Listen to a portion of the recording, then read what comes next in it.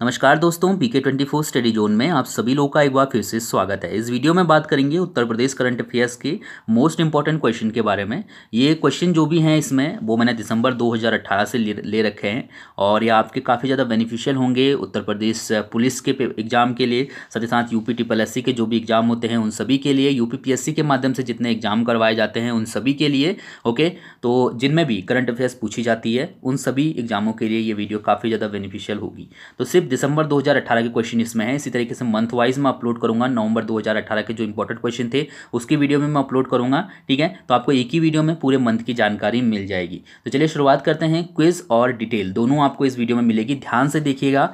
अगर आप थोड़ा सा भी सीरियस हैं और चाहते हैं कि जो हम पढ़ें वो क्वेश्चन जो है एग्जाम में आए और कहीं ना कहीं हमारे लिए फ़ायदेमंद हो, क्योंकि ध्यान से नहीं देखेंगे तो कुछ पॉइंट मिस करेंगे। अगर वो पॉइंट से ही क्वेश्चन बन के आ जाता तो आप आंसर नहीं कर पाएंगे, ठीक है। चलिए, पहला क्वेश्चन है कि 29 दिसंबर को किस स्थान पर अंतर्राष्ट्रीय चावल अनुसंधान संस्थान के दक्षिण एशिया क्षेत्रीय केंद्र का उद्घाटन किया गया है?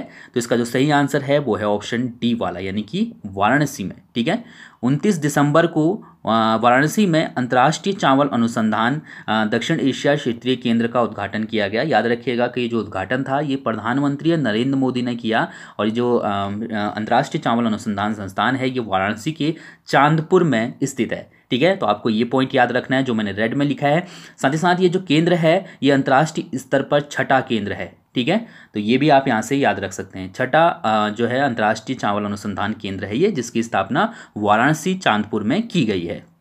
इसके बाद क्वेश्चन नंबर सेकंड है कि 176.8 किलोमीटर की दूरी 24 घंटे में पूरी करके राष्ट्रीय रिकॉर्ड बनाने वाली अल्ट्रा मैराथन धाविका अपूर्वा चौधरी का संबंध किस जिले से है, या फिर आएगा किस स्थान से है? तो इसका सही आंसर ऑप्शन सी वाला है, बिजनौर, ठीक है। तो बिजनौर से इनका संबंध है, ये आपको ध्यान रखना है। साथ ही साथ अगर क्वेश्चन अलग तरीके से पूछा जाता है कि जो है 176.8 किलोमीटर की दूरी 24 घंटे में पूरी करके किसने जो है राष्ट्रीय रिकॉर्ड बनाया है, ठीक है, तो आपको नाम पता होना चाहिए, अपूर्वा चौधरी, ठीक है। ये जो रिकॉर्ड इन्होंने बनाया था ये भारत के एथलेटिक फेडरेशन के तहत नई दिल्ली में आयोजित महिला स्पर्धा में इन्होंने बनाया था, जिसका आयोजन की 19 दिसंबर 2018 को किया गया था। ओके, इससे पूर्व जो रिकॉर्ड था ये 175.4 किलोमीटर के साथ जो है मीनल कोटक का था। तो इससे पहले जो 24 घंटे में जो दूरी तय की गई थी मीनल कोटक के द्वारा वो 175.4 किलोमीटर दूरी तय की गई थी और बिजनौर की अपूर्वा चौधरी ने 24 घंटे में 176.8 किलोमीटर की दूरी तय करके ये रिकॉर्ड तोड़ दिया, ठीक है। तो आपको नाम याद होना चाहिए, अपूर्वा चौधरी का। इसके बाद क्वेश्चन नंबर थर्ड है हमारे पास कि 24 दिसंबर को उत्तर प्रदेश में कितने नए विकास बोर्डों के गठन का फैसला किया गया? ये क्वेश्चन मैंने डेली करंट अफेयर्स में भी आपको करवाई थी। डेली में करंट अफेयर्स अपलोड करता हूं तो आप लोग वीडियो देख सकते हैं। कोई किसी भी एग्जाम की प्रिपरेशन आप कर रहे हो, मैं इस तरीके से करंट अफेयर्स बनाता हूँ कि वो आपके सभी एग्जामों को कवर कर सकता है।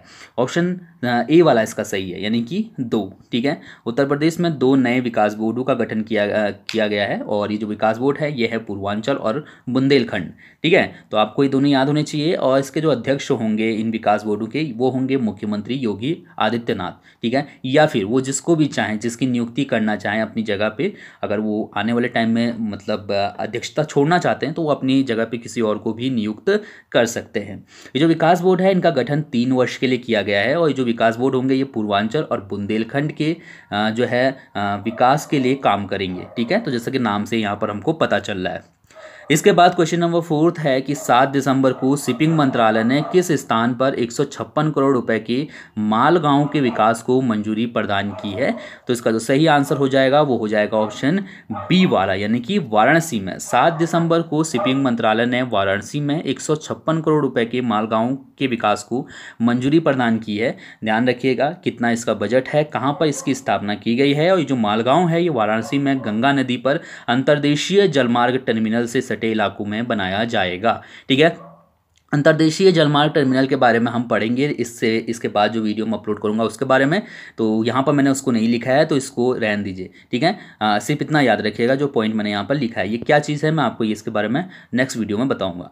वाराणसी मालगांव को भारतीय अंतर्देशीय जलमार्ग प्राधिकरण के द्वारा विकसित किया जाएगा, ठीक है। तो आप ये चीज़ भी यहाँ से याद रख सकते हैं। 3 पॉइंट हैं, 3 के 3 याद रखिएगा। चलिए, इसके बाद क्वेश्चन नंबर 5 है कि किस राज्य ने सरकारी और निजी चिकित्सा शिक्षण संस्थाओं पर नियंत्रण के लिए पूर्व प्रधानमंत्री अटल बिहारी वाजपेयी के नाम पर एक विश्वविद्यालय की स्थापना का फैसला किया है। तो जाहिर सी बात, हम उत्तर प्रदेश करंट अफेयर्स का वीडियो देख रहे हैं, तो आंसर क्या हो जाएगा, उत्तर प्रदेश, यानी कि ऑप्शन ए वाला। ठीक है, तो उत्तर प्रदेश सरकार ने एक फैसला लिया है जिसके तहत कि अटल बिहारी वाजपेयी के नाम पे जो है विश्वविद्यालय की स्थापना की जाएगी, और जो विश्वविद्यालय है ये सरकारी और निजी चिकित्सा संस्थाओं पर जो है नज़र रखेगा, नियंत्रण रखेगा। ठीक है, तो ये चीज़ आप यहाँ से याद रख सकते हैं। जितने भी मेडिकल या फिर डेंटल कॉलेज हैं उनका जो संचालन होगा वो इसी विश्वविद्यालय के अंतर्गत किया जाएगा। ओके, चलिए इसके बाद क्वेश्चन नंबर 6 है हमारा कि 13 दिसंबर को किस राज्य के स्टार्टअप हेल्प अस ग्रीन को संयुक्त राष्ट्र ने सम्मानित किया है। तो उत्तर प्रदेश का स्टार्टअप है हेल्प अस ग्रीन, और इसी को 13 दिसंबर को संयुक्त राष्ट्र ने जो है सम्मानित किया है। और बेसिकली इसको सम्मानित किया गया है गंगा नदी से निकलने वाले कचरे को रिसाइकिल कर पुनः उपयोग लायक बनाने के लिए। ठीक है, तो ये चीज़ आप याद रख सकते हैं। अब बात करते हैं कि जो हेल्प अस ग्रीन स्टार्टअप है इसकी शुरुआत किसने की या फिर ये किसका स्टार्टअप है। तो ये कानपुर के अंकित अग्रवाल का स्टार्टअप है। ठीक है, ये जो स्टार्टअप है इसमें क्या होता है कि जो भी मंदिरों में जो फूल चढ़ाए जाते हैं, मंदिर हो चाहे मस्जिद हो या फिर गिरजाघर हो, कहीं पर भी जहाँ पर फूल वगैरह चढ़ाई जाती है, तो ये लोग जो है इनकी टीम जाके फूलों को इकट्ठा करती है और इन फूलों की मदद से यहाँ पर जो है अगरबत्ती, धूपबत्ती और थर्माकोल तैयार किया जाता है। तो इससे कई महिलाओं को रोजगार मिला, पर्यावरण को भी बचाया जा रहा है, जो फूल वेस्ट होते थे उनका वेस्ट भी जो है ख़त्म हो चुका है। तो कह सकते हैं कि काफ़ी जो है पर्यावरण हितैषी ये स्टार्टअप है, और इसी के लिए जो है इनको पुरस्कार दिया गया है। और साथ ही साथ आपको पता होना चाहिए कि अंकित अग्रवाल को यूनाइटेड नेशंस न्यूयॉर्क ने वर्ष 2019 तक के लिए अपना दूत भी नियुक्त किया है। ठीक है, तो बस यहाँ पर से 4 पॉइंट हैं, रट लीजिए 4 के 4 पॉइंट। क्वेश्चन नंबर 7 है कि भारत और जापान के मध्य सिनेयू मैत्री 18 युद्धाभ्यास का आयोजन किस स्थान पर हुआ। तो इसका सही आंसर क्या है, कहाँ पर हुआ था, सिनेयू मैत्री युद्धाभ्यास। ठीक है, अगर 18 नहीं भी आएगा तो भी आपको पता होना चाहिए कि इसका आंसर क्या होगा, कंफ्यूज मत होइएगा। ठीक है, तो सिनेयू मैत्री 18 का जो आयोजन किया गया था वो किया गया था आगरा में, तो ध्यान रखिएगा इस चीज़ को। और इसका जो आयोजन हुआ था वो कब से कब हुआ था मैं आपको ये भी बता देता हूँ। तो इसका आयोजन हुआ था 3 दिसंबर से 7 दिसंबर तक, और इसकी थीम रखी गई थी परिवहन वायुयान पर संयुक्त गतिशीलता, मानवीय सहायता और आपदा राहत। ठीक है, तो थीम भी आप याद रख सकते हैं। और ये भारत और जापान की वायुसेनाओं के बीच पहला अभ्यास था, सिनेयू मैत्री। ठीक है, तो बस ये याद रखिएगा इसका आयोजन कहाँ किया गया था, कब से कब तक किया गया था। क्वेश्चन नंबर 8वां है हमारा कि 3 दिसंबर को भालू पर 4 दिवसीय अंतर्राष्ट्रीय सम्मेलन का आयोजन कहाँ किया गया। ये क्वेश्चन मैंने वैसे करंट अफेयर्स में भी बताया था, तो कई क्वेश्चन तो ऐसे हैं जो करंट अफेयर्स में मैं बताता हूँ।